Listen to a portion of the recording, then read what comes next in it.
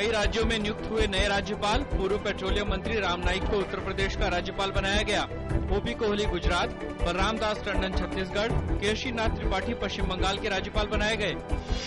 लोकसभा ने ट्राई संशोधन विधेयक को मंजूरी दी। इस पर हुई संक्षिप्त चर्चा के बाद सदन ने इसे ध्वनिमत से पास किया। प्रधानमंत्री के प्रधान सचिव नृपेंद्र मिश्र की नियुक्ति के लिए जो अध्यादेश लाया गया था, उसे कानूनी रूप दिए जाने के लिए यह विधेयक लाया गया था।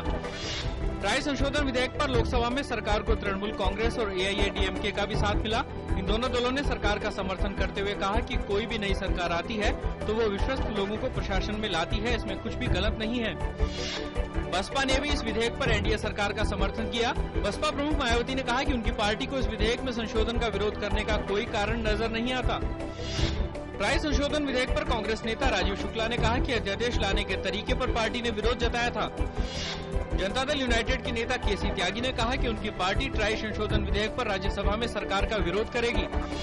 भारतीय जनता पार्टी ने ट्राई संशोधन बिल का दूसरी पार्टियों के समर्थन दिए जाने का स्वागत किया है। संसदीय कार्य मंत्री वेंकैया नायडू ने कहा कि दूसरी पार्टियों का सरकार का समर्थन करना एक अच्छी परंपरा है। कांग्रेस सांसद आनंद शर्मा ने राज्यसभा में आज वरिष्ठ पत्रकार वेद प्रताप वैदिक के पाकिस्तानी आतंकवादी हाफिज सईद से मुलाकात का मामला उठाया। उन्होंने इस मामले में सरकार से जवाब मांगा और वैदिक के खिलाफ सख्त कार्रवाई की मांग की। रक्षा मंत्री अरुण जेटली ने राज्यसभा में कहा कि एक स्वतंत्र पत्रकार किससे मिलता है, उससे सरकार का कोई लेना देना नहीं। उन्होंने कहा कि उनकी नजरों में हाफिज सईद एक आतंकवादी है। वरिष्ठ पत्रकार वेद प्रताप वैदिक के आतंकवादी हाफिज सईद से मुलाकात के मामले पर जारी विवाद को एनसीपी नेता तारिक अनवर ने बेवजह बताया। उन्होंने कहा कि एक पत्रकार किसी से भी मिल सकता है और इस मामले पर विवाद का कोई मतलब नहीं। केंद्रीय गृह मंत्री राजनाथ सिंह ने कहा कि भारतीय जनता पार्टी सरकार में आने पर इतिहास बदलने की कोशिश कभी नहीं करेगी। साथ ही उन्होंने कहा कि फाइलों को नष्ट किए जाने की सदस्यों ने जिस तरह की शंकाएं जताई हैं, वैसा कुछ भी नहीं है। सरकार ने कृष्णा गोदावरी बेसिन में कम उत्पादन के लिए रिलायंस पर $58 करोड़ का अतिरिक्त जुर्माना लगाया है। सरकार ने रिलायंस पर अब तक कुल $237 करोड़ का जुर्माना लगाया है। क्रूज मिसाइल ब्रह्मोस का हाइपरसोनिक यानी कि आवाज की गति से 7 गुना तेज संस्करण फिलहाल तैयार किया जा रहा है और अगले 3 सालों में ब्रह्मोस का छोटा संस्करण, जिसका नाम ब्रह्मोस मिनी होगा, पनडुब्बियों में लैस होने के लिए तैयार होगा।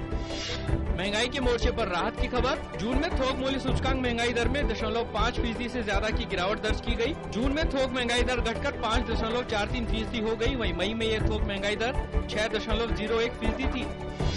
महाराष्ट्र के पूर्व मुख्यमंत्री अशोक चौहान ने पेड न्यूज मामले में नोटिस दिए जाने के मामले में खुद को बेकसूर बताया है। उन्होंने कहा कि वह खुद चुनाव आयोग के सामने पेश होना चाहते हैं।